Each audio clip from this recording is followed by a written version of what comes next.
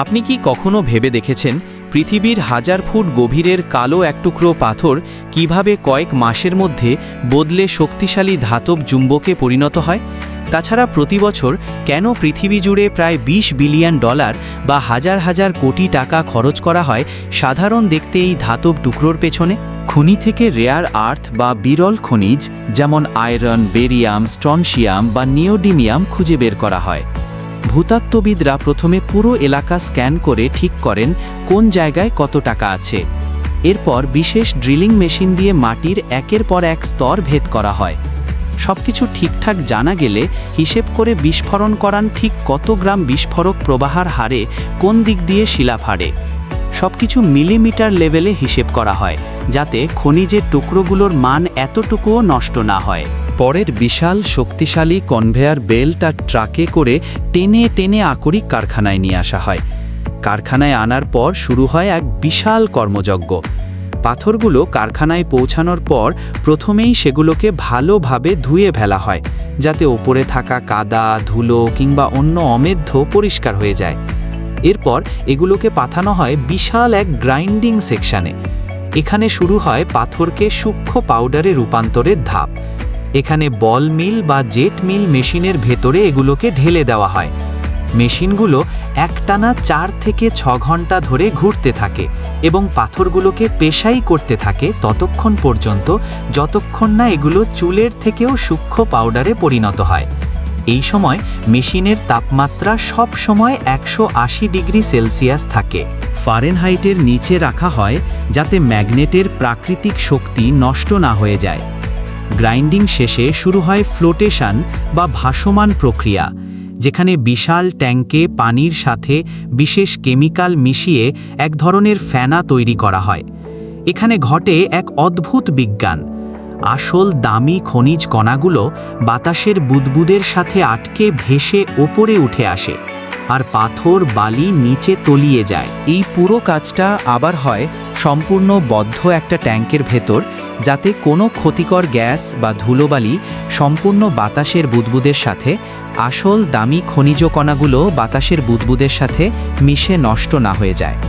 আর এবার শুরু হয় আসল ম্যাজিক, মিশ্রণ বা মিক্সিং। নিওডিমিয়াম, আয়রন এবং বোরন এই ধাতুগুলোকে একেবারে নিখুঁত মাপে মেশানো হয়।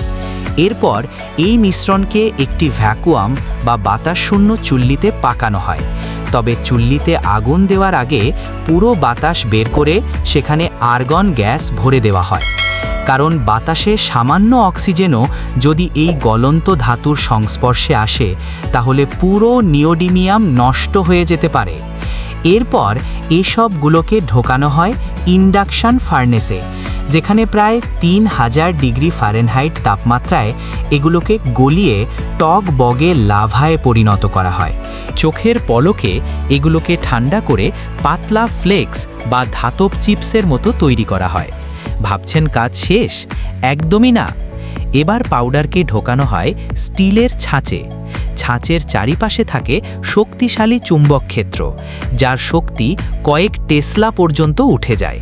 ফলে পাউডারের কণাগুলো হাজার হাজার কম্পাসের কাঁটার মতো একদিকে মুখ করে সোজা হয়ে যায়।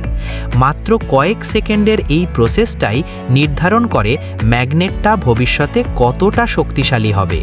প্রেস করার পর যে ব্লকগুলো পাওয়া যায় সেগুলো কিন্তু মাটির ইটের মতো ভঙ্গুর থাকে।